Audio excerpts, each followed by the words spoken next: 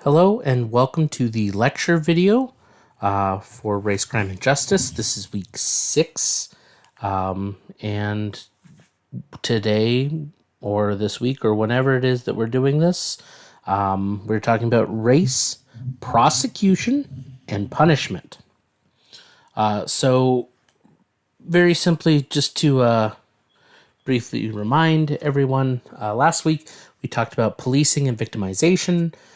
We have been talking about some serious issues of racial discrimination here in the criminal justice system, and obviously this week is no different than the others. We're consistently talking about race, crime, and justice here in America, but I want to emphasize this week in particular, we're looking at after the arrest data has been gathered. So we're going to talk about the system itself. Those who have been, in taking other criminal justice classes, you're very familiar with a lot of these things. But those of you who haven't, we need to recap. So very specifically, if you've only taken Intro to Criminal Justice and then you did psychology, sociology, and then this, you should know this. If you've taken Intro to Criminal Justice, you should be aware of these things. If you haven't taken Intro to Criminal Justice but have taken other criminal justice courses, some of this should also be familiar. Those of you who have not taken a criminal justice class outside of this one, this is going to be new information for you, hopefully. Hopefully not, but I want to at least emphasize these things before we get going forward. So when someone is arrested and charged with a crime, a process begins. And I want to emphasize for those of you who've taken Intro to Criminal Justice, the criminal justice system is like a 15, 17, 32 step process that has a lot of different steps and moments where things happen. People are involved at different stages, different subgroups of criminal justice are involved. So 100% I want to say the moment someone is arrested and they are charged with a crime, a process begins. And some of the stuff that we're talking about today happens in that process. So that's kind of the important part here. So one of the important things to note is that from the moment a formal arrest is made, there is a case that's being developed. And when I say a case, I mean there's a file of information that's being compiled on the individual. So throughout this process, there are lots of different people. And several decisions are going to be made by different people. And this is where I say this is the recap. This is the reminder for my criminal justice students, for my non-CRJ students. This is new. So prosecutors, they act on behalf of the state. These are not the police. These are the lawyers and those types of people who are choosing to bring legal case towards somebody. So the prosecutors, they get to decide whether they're going to charge an individual or not, what charges they're going to make, and ask judges to detain or not detain. This is where concepts of bail and whatnot comes in. Yes, it's connected to judges, which you see right there. Judges decide to detain or release on bail, whether to pursue a trial or not, and they make rulings on charges, they make rulings on sentences, they do a lot of these things. Judges are the ones that make the decisions. Prosecutors are the ones that bring the decisions to the judges. Okay? So the prosecution is acting on behalf of the state, and then there's the defendant, the accused, and their main goal is to claim guilt or innocent. And across the board, I want to emphasize this is just the court system, really. It gets way more complicated when you start including corrections, when you include policing. But these are the big areas that it's kind of important to note that once the process begins, there are some moments. And something that gets very controversial very quickly, but is important to state, is discretion is applied for minor defenses. And discretion in itself is a complicated subject. Anybody who's taken Intro to Criminal Justice or any criminal justice class, especially policing, should be familiar with the concept of discretion. Those of you who aren't familiar or need a reminder, discretion is the ability for a police officer to engage with the community how they see fit that is appropriate for the circumstances. Discretion is the thing that police officers use in arrests. This is the use of force is by their discretion. A lot of these things that we hear about that are connected to issues of policing tend to be related to some type of discretion or discretionary decision. Judges have discretion. They decide what court cases are going to go to trial or not when a prosecutor brings forward charges. Like, there is discretion in other areas.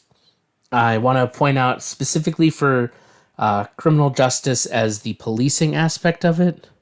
Officers have a lot of discretion for minor offenses, whether or not they choose to engage somebody. So this is where I say my classic example I like to use in class is jaywalking. Jaywalking is illegal. Full stop. We know this. But lots of people jaywalk, am I right? And so my question to you is, how many times has a police officer stopped you for jaywalking?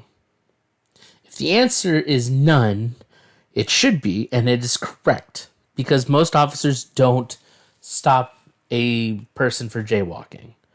That's such a minor offense that they use discretion not to engage with them.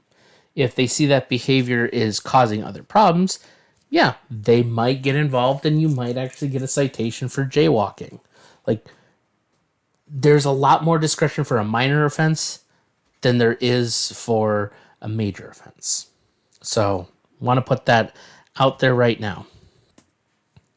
So, I want to talk about some statistics in particular related to race and discrimination in these different 4 sections: prosecution, conviction, sentencing, and parole.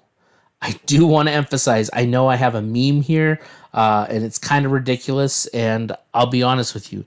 The reason I include it is because this gets really serious, and you need a little bit of humor. So your chances of getting killed by a cow are low, but never zero.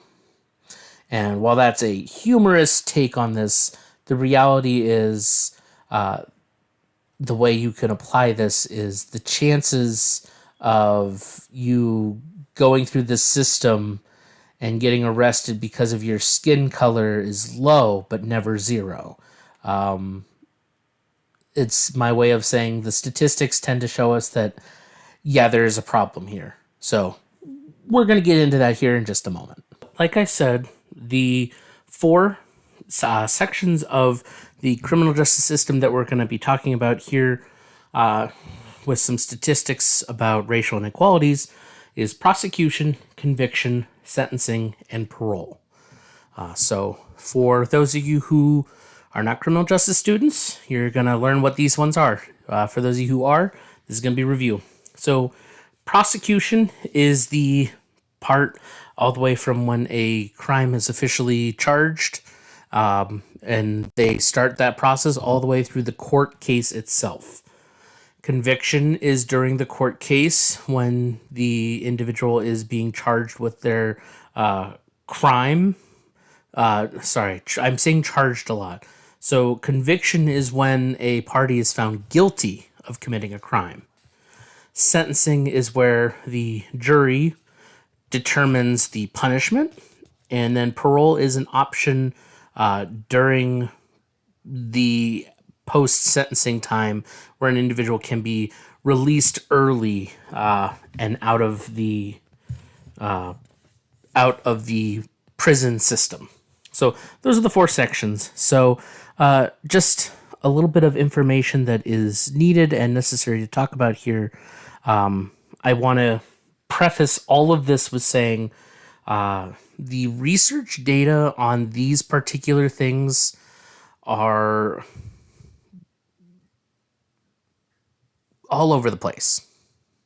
I'm trying to be very particular in the way I phrase it. So there is data on all of these sections, on all these different aspects, but the research data is full of holes and gaps, and we're going to address some of those gaps here in just a moment. But I wanted to mention that we do have research, but there are some major flaws in the research. So it is worth mentioning, reminding everyone going back quite a bit, that there is a racial disparity where we do see a disproportionate amount of African American and Latino individuals in the criminal justice system. And if you recall, when we talked about the statistics, they make up a small percentage of the population, but they make up a large percentage of those who are charged with a crime and in the system for committing a crime. So just a reminder about that. So when it comes to prosecution, it's important to note that prosecution and prosecutors, the people who are the lawyers and the legal counsel that is charging an individual with a crime, they have a fundamental role in the processing of criminal cases. When they are charging, they can offer plea deals. And this is one of those statistics, weird facts that my CJ students, you know well by this point, but my non-CJ students, you might not know this. So a majority of court cases are actually resolved with plea bargaining. It is uncommon for a court to go, or for a case to go all the way through the system from the beginning stages all the way through a regular conviction with a jury and a trial and all that. A lot of times, a good portion of those crimes are actually plea bargaining. So it's important to note that plea bargaining is a huge tool of prosecution, and there are some issues with that because though they have that power, prosecutors control the criminal through those powers, the prosecutors control the criminal justice system and frequently predetermine the outcome of criminal cases. The consequences can be life-changing for everyone involved. The criminal defendants, the victims, and the families of both. And this is something that we talk about in some other classes, but very specifically, the process itself has an impact not just on those who are going through it, but the families of those who go through it.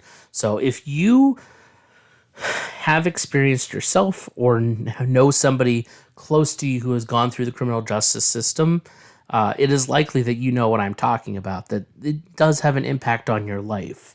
A lot of people, if you've never had that experience, you wouldn't be familiar with it. So despite this importance, the research on race and prosecutorial decision-making is limited. Like I said, we have information, but it's not the clearest. The research that we do have, though, found a couple things. They looked at a couple things in particular. They looked at whether pretrial defendants detained in a jail or were released on bail, whether charges were dropped against a defendant, whether more serious or less serious charges were the cases that were not dropped, and whether a settlement for plea bargaining, which characteristics of those cases were present. So for the most part, the research that has been done on this area focused a lot on defendants' past record and the nature of the crimes and other relevant variables. So like they noticed, if an individual was charged with a crime before, they didn't count it as, oh, well, this is a whole new situation. No, they took that into account for whether or not any of those features were available. So this is where I say, reminder, we have research, but it's not great. And this is where I say the evidence is inconsistent. So some of the research found that prosecutors are more likely to drop or reduce charges against white defendants than African American or Latino defendants, which, based off of our previous conversations and things we already know, that doesn't really surprise, hopefully, any of us. However, other research finds that the racial disadvantage is exclusively for young African American males, but not other people of color. So other races, not necessarily the same impact. Other genders, not necessarily impacted, but young African American males were the primary component of the racial disadvantage in the prosecution aspect. Other research found that there was no real racial difference in the charging decisions, And other research says the defendants of color are advantaged, actually. So they're not at a disadvantage, but instead they're advantaged in the prosecution part, or rather the bargaining part of this. So, number one, this should raise some red flags, being like, how can it be this, but also this, and it doesn't quite make sense. And this is where we go. Yes, some of that research, some of that data, some of that information, those studies are done and they focus on one thing, or they focus on a different thing. And that's the reality. A lot of these research studies that have been done in criminal justice have been looking at particular crimes in particular jurisdictions. And what might be true in one area is not true for another. Another thing that I bring up in other classes is, do you compare Erie, Pennsylvania to Chicago, Illinois, to New York City, New York, to Los Angeles, California, to Portland, Oregon, to Kansas City, Missouri, to Miami, Florida, to Orlando, Florida, to Fort Myers, Florida, to Austin, Texas, to Lincoln, Nebraska. That's the one I was trying to think of, a weird middle of this country one. The idea is that not everything works everywhere. The factors in one area might look different to another. That population makeup will look very different. I would argue if you tried to compare Erie, Pennsylvania to Chicago, Illinois, and New Orleans, Louisiana, I would guarantee that data would look very different across the board, because there's different population makeups in those areas. So, yeah, one of the big issues with the data is that it's kind of all over the place. So, yeah, as far as prosecution is concerned, like I said, this is after arrest kind of thing. We already know that there seems to be a disproportionate amount of arrests based on race. And if that is the case and they are trying to find reason to convict, to prosecute somebody, yeah, we're going to see an increase with African Americans and Latino individuals, especially now with current political movements and ICE deportations. Sorry, I wanted to get that out there without losing my train of thought. Okay, so let's talk about conviction. And so, like I said, prosecution is the actual going through the court case and things like that, or bringing the charges forward and things like that. Conviction is the goal of the prosecution during a court case. They're trying to convict an individual of a crime.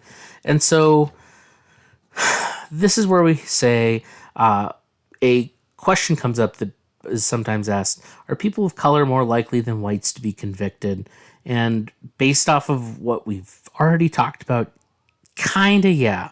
But despite this possibility, again, research is sparse. It is not full. And that's partly because, as I said, most criminal cases are resolved via plea bargaining. And when we plea bargain, we don't know what that outcome would have been. So please understand, when you agree to a plea bargain, you are accepting a lesser crime. So you are pleading guilty to a lesser crime, and your original whole process of conviction is no longer the same valid for data research purposes, because you're agreeing that you're guilty. But if you were not guilty, would you necessarily have been convicted? So the data here is really weird, because we have that actual data of people in prison, but when we look at the overall plea bargaining versus going through the whole process, we see a majority is plea bargaining, so it's hard to pull this data accurately. So some studies have found that African American and white defendants are equally likely to be convicted in general, but African Americans are more likely than whites to be arrested for the same crime and to be convicted of a felony rather than a misdemeanor. So that's why we want to emphasize, like, yeah, we do see that there is that disparity, but not necessarily that they are more likely to be convicted. It's kind of that weird double-edged sword where, oh, if it's a serious crime, no matter what race you are, you're more likely to be charged and be found convicted. But if you are not caught in the first place or not charged formally in the first place, that changes everything. So there is one part in particular that I want to talk about with conviction. I will say there's another slide about wrongful conviction, which we will talk about separately after we're done talking about sentencing and parole. But I want to talk about conviction in particular with jury verdicts. So we have to understand that not every case is a jury case, because there's such a thing as a bench trial where the judge acts as the jury. But in a jury trial, juries are guided and kind of given general ideas of how to proceed with the case. However, juries are everyday people. Everyday people have biases. And so there's been a small amount of research that's looked into juries. I'm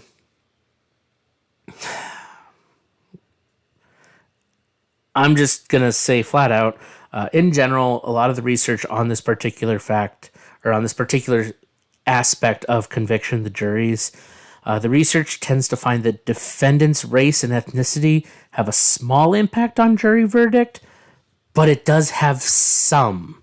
And so very specifically, juries are the specific pieces about that where it's slightly more.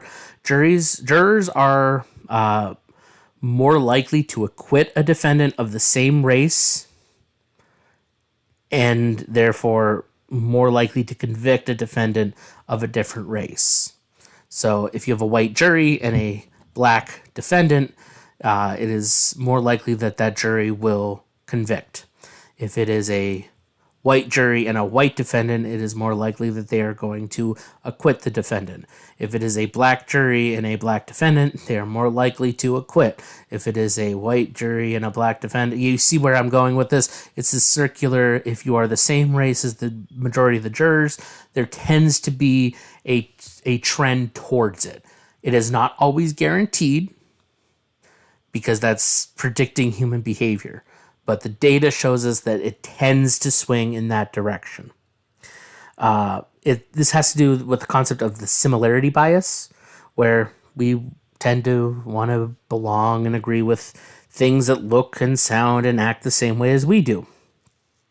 A second component of this is that racial bias appears more likely to influence conviction for less serious crimes than the serious crimes. And a belief from some of the researchers is that it's because less serious crimes are seen as something that somebody can bounce back from, but serious crimes like murder, SA, kidnapping, things like that, those are so serious that it doesn't matter. There's no bias that people inherently put to it. If it's a serious crime, I take it seriously. All my biases are gone.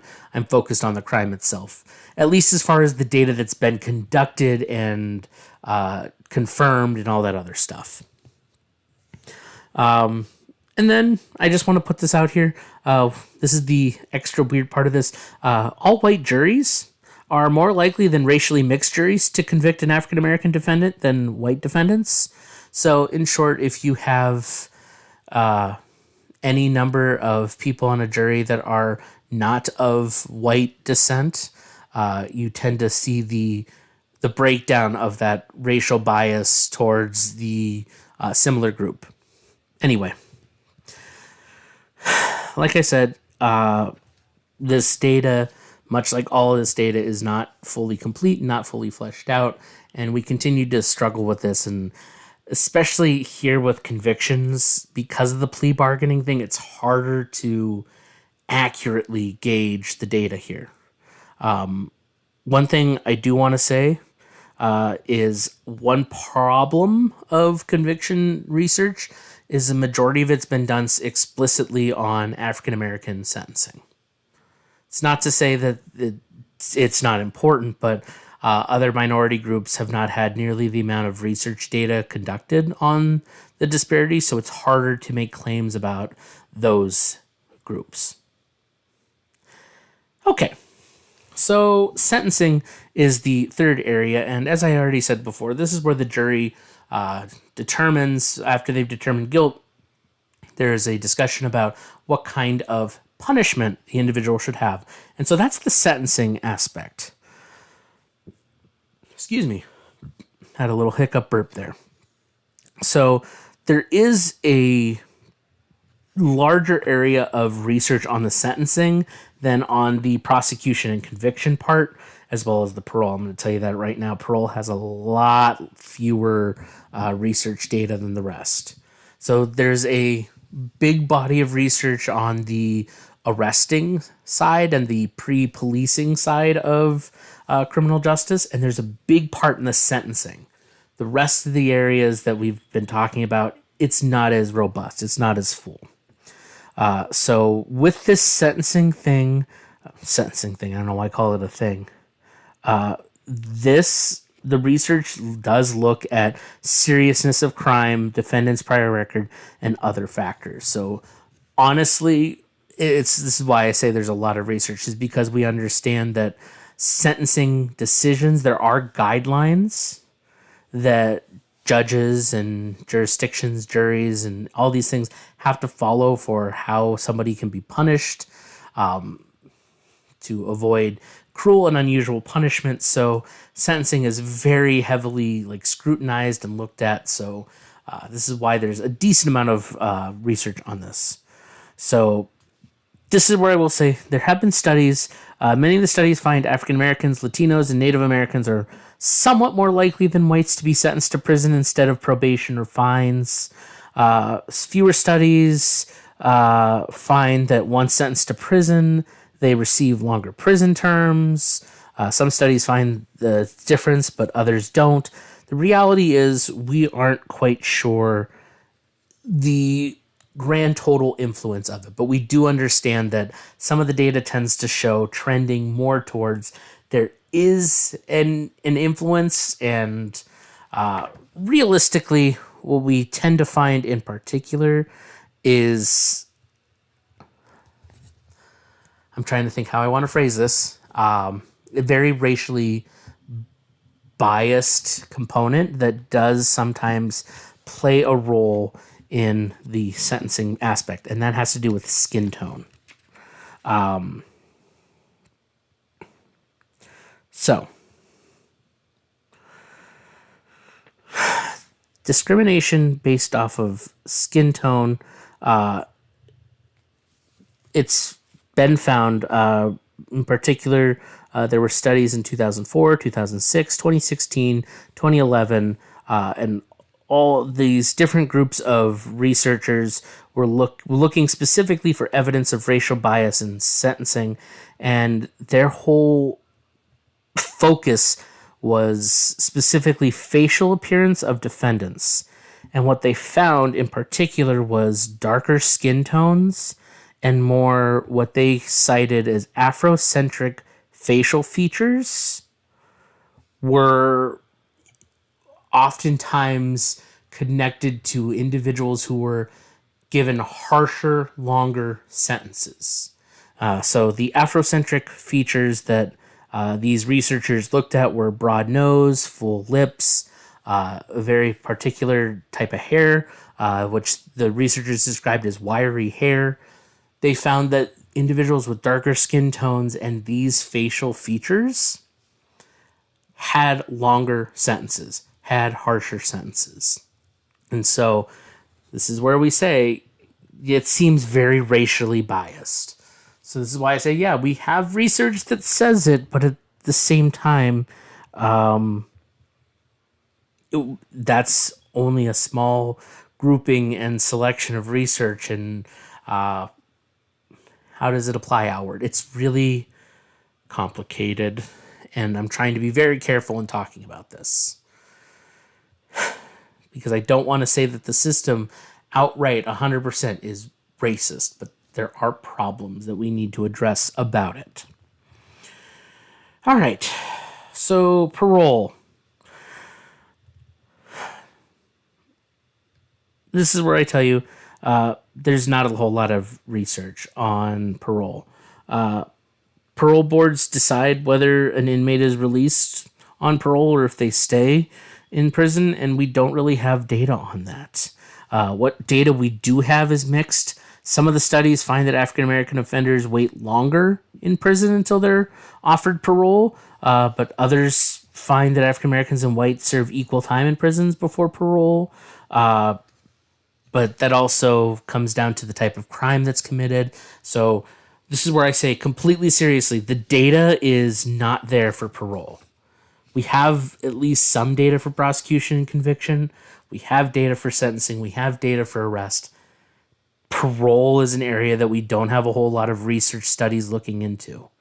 And part of that is it's a harder system to get information from and harder to do research in a prison as an outside individual.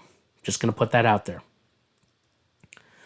So, coming back to conviction, let's talk about wrongful conviction. So, I actually included several readings this week for wrongful conviction, some wrongful conviction advocacy places that help individuals who believe they've been wrongfully convicted to go through the process. I also included some personal stories, not from me, but like some individuals who have been wrongfully convicted that have talked about it and things of that nature. And our discussion board this week is about this particular topic. So I do need to talk about wrongful conviction.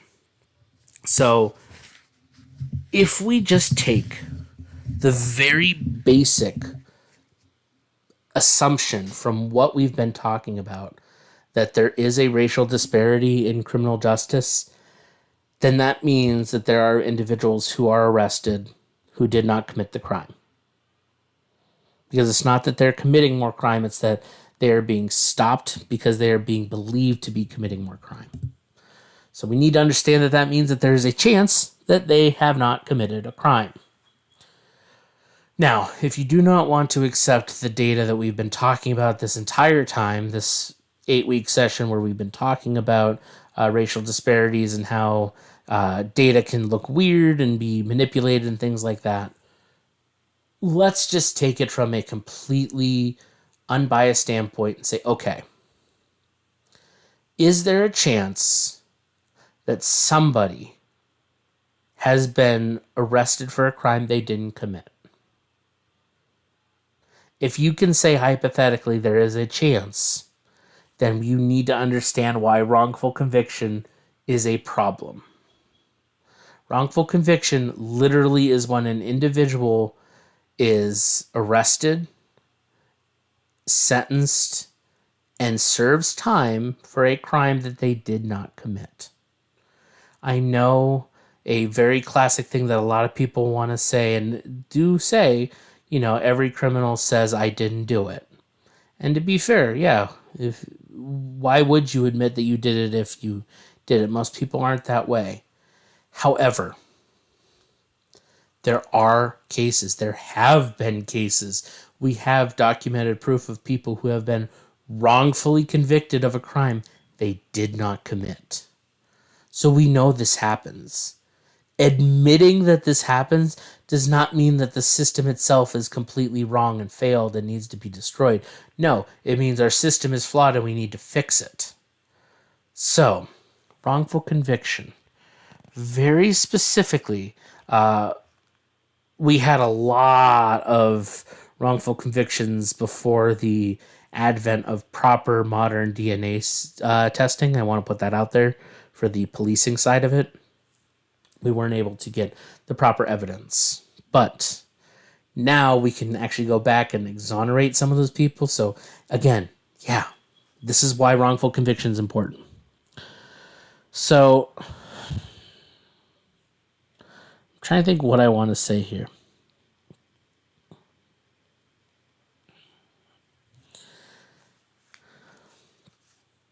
I will be 100% honest with you.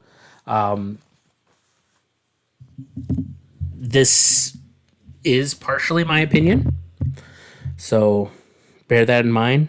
This wouldn't be on an exam because it's my opinion, and you can take it or leave it.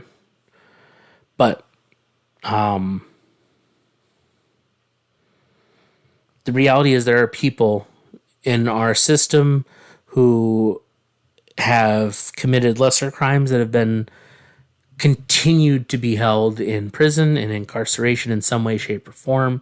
And there are numerous other people who have not committed crimes. And the fact that we still have people in prison for crimes they didn't commit, and again, my opinion, the death penalty, if you kill somebody who ends up being innocent, you've killed an innocent person. You can't take back the death penalty for somebody if you kill them and that they were wrongfully convicted.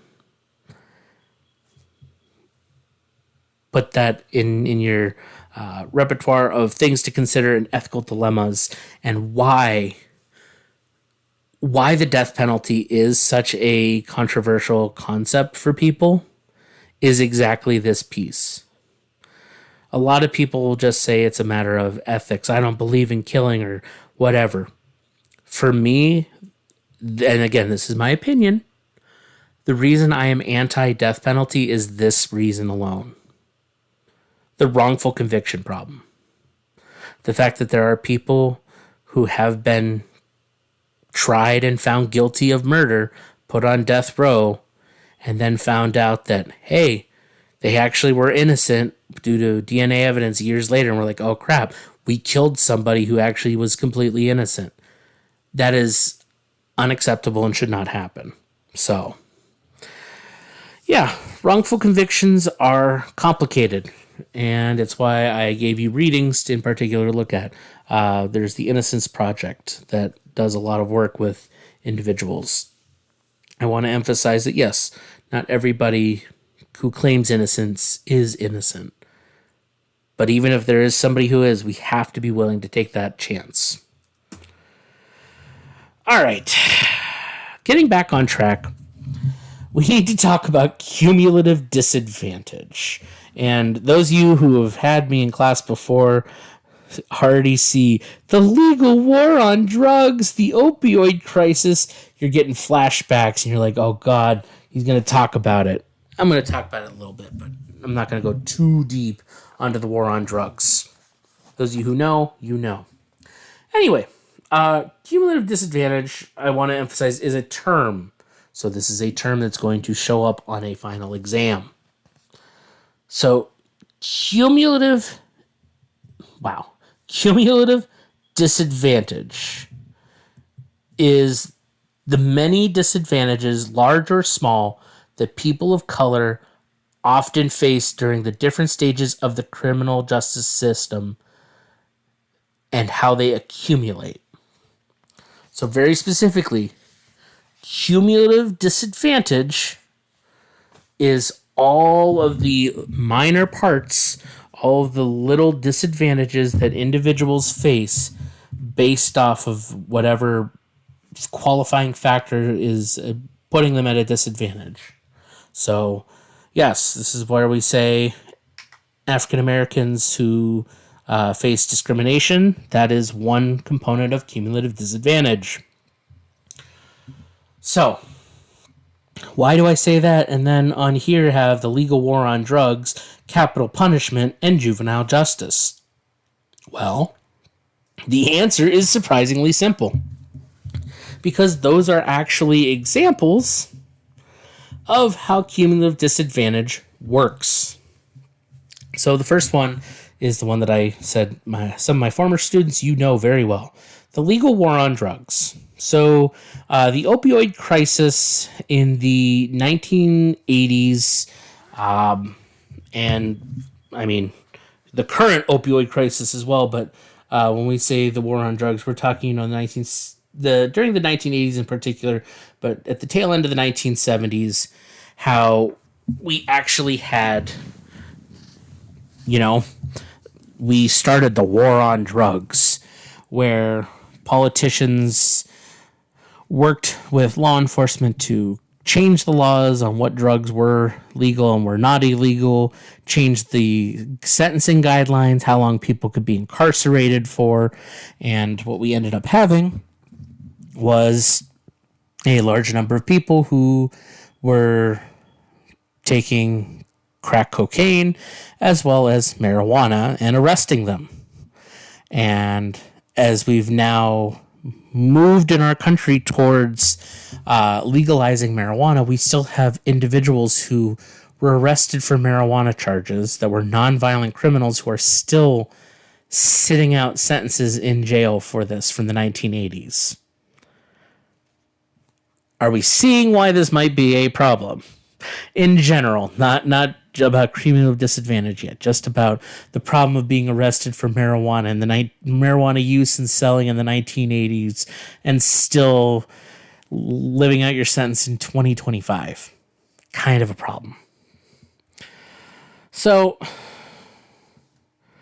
very specifically, we do know that the purpose behind the war on drugs was not really drugs in particular. We know that it was mostly a chance to arrest anti-Vietnam War hippies and African Americans, to arrest them. It really was the design. And that's partly because the crack cocaine epidemic of the late 70s, early 80s was an African American problem more than a white problem, because cocaine, the powder, was a rich businessman's drug, and that wasn't outlawed.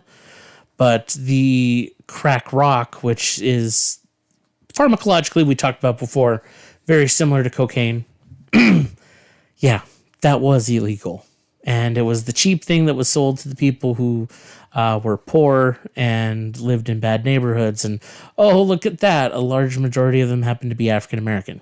Seeing how the cumulative disadvantage works there? They're already facing discrimination because of their race. They live in poverty, so they live in bad neighborhoods. They're exposed to more drugs and crime problems. And so, oh, look at that. We have multiple problems that compound on each other and lead to a disproportionately high encounter with criminal justice officials.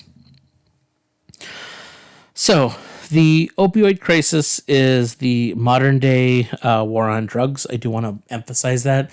I want to also emphasize this in particular. I'm not belittling the opioid crisis. I'm not saying that there aren't issues to this. I'm not saying that there isn't an epidemic or an overabundance of opioids in people or available to people right now in our country. I'm not saying that. Because it is true. This is a thing that has been a problem for a while and continues to be a problem.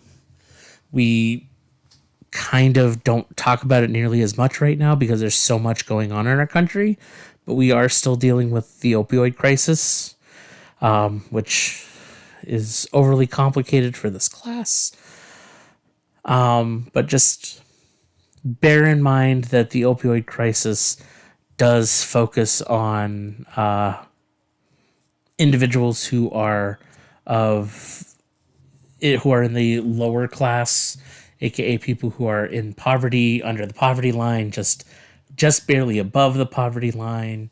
It is targeting Black and brown people in general, and also a reminder that typically people who have suffered from addiction tend to be also focused and charged more in relation to these activities and crimes, and it's complicated. I want to briefly state that not everyone fits under this, but trauma is a big factor for individuals, and trauma can be one of those motivating factors that lead people to use drugs, to turn to drugs to deal with that trauma. And it's complicated. Okay. I don't know what else to say other than, no, I do know what I want to say. I want to say that regardless of what you've gone through, life can suck and people deal with things in different ways. This is where I will gladly, but not gladly, admit my fiance, her brother died of an overdose and is a white victim of the opioid crisis. So I want to emphasize that, yeah, it doesn't affect only one group. It affects everyone. And I will be 100% honest with you. I know that people in her family's community were more supportive because he was a white veteran. So that was way more palatable for them to deal with his addiction to opioids than several of the just African Americans in their small community who also died. It was, for them, it was these gangsters and thugs dying versus this military vet. And it was very specific and very particular, and I don't want to belittle anyone's suffering, but I want to emphasize that the way people view things, that court of public opinion, hint, hint towards the project, the court of public opinion can sway people. So, I don't know, I'm rambling. I know I'm rambling. To get back on topic, I guess I should say, there are racial disparities connected to these particular examples, that individuals who have a different skin tone, have a different racial or ethnic background, who have a different religious background, who have different beliefs and structures and activities that they do, these matter. They may not seem like they matter, but they do. Yeah. So, I already said it when I talked about the death penalty and wrongful conviction, but that's what capital punishment is. Capital punishment is the death penalty, so I'm not going to go more into that because we already talked about it. But then there's juvenile justice.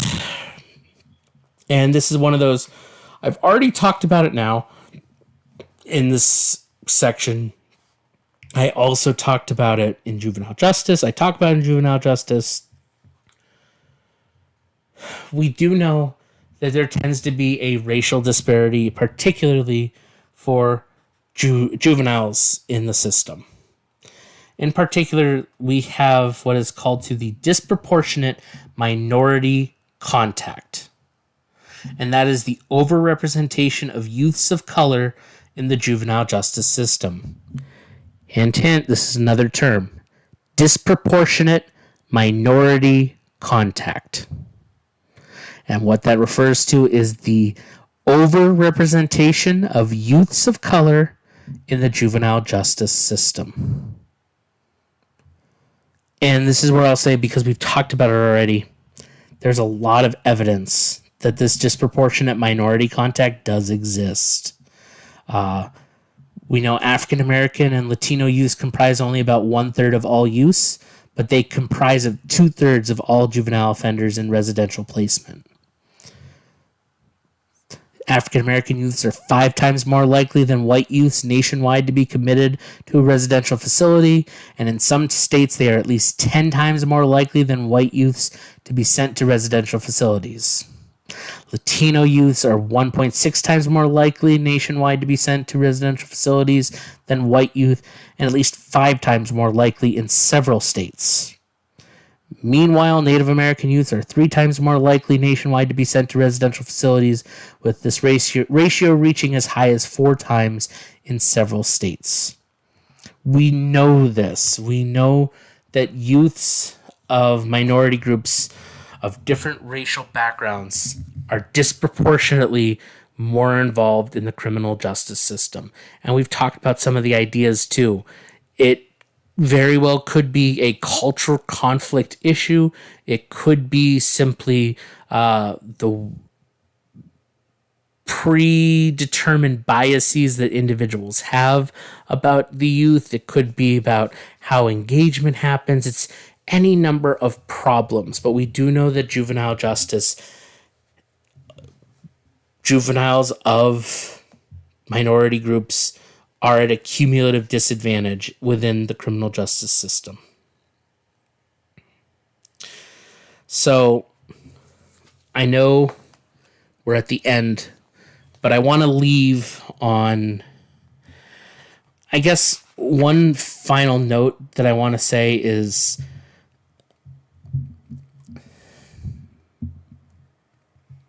scholars, academics, people like me, but who are also paid to do research and think about these things and go back and forth and argue with people.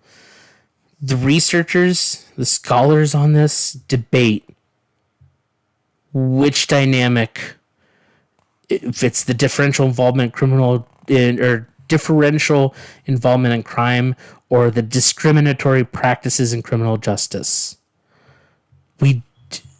Scholars go back and forth. We can't determine if it's, they are actually just involved in more crime, or if it's literally, no, the things that we do are discriminatory.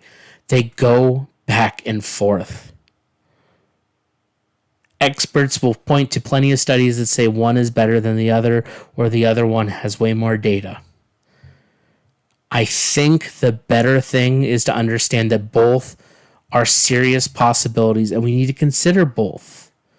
We need to understand that, yes, there are individuals who tend to be more involved in certain behaviors. As we said before, it might be a cultural thing. There might be a misunderstanding of how behaviors are, and so we need to address those things. But we also need to address that there are aspects of our system that tend to be racially biased.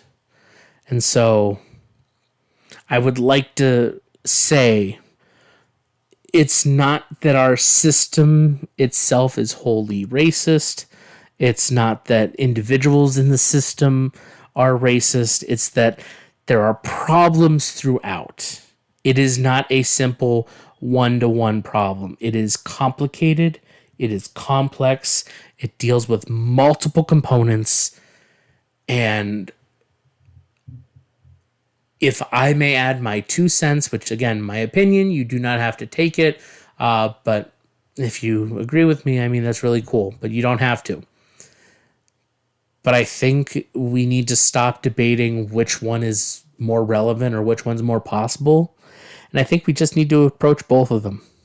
Let's just address both of them and try to fix them.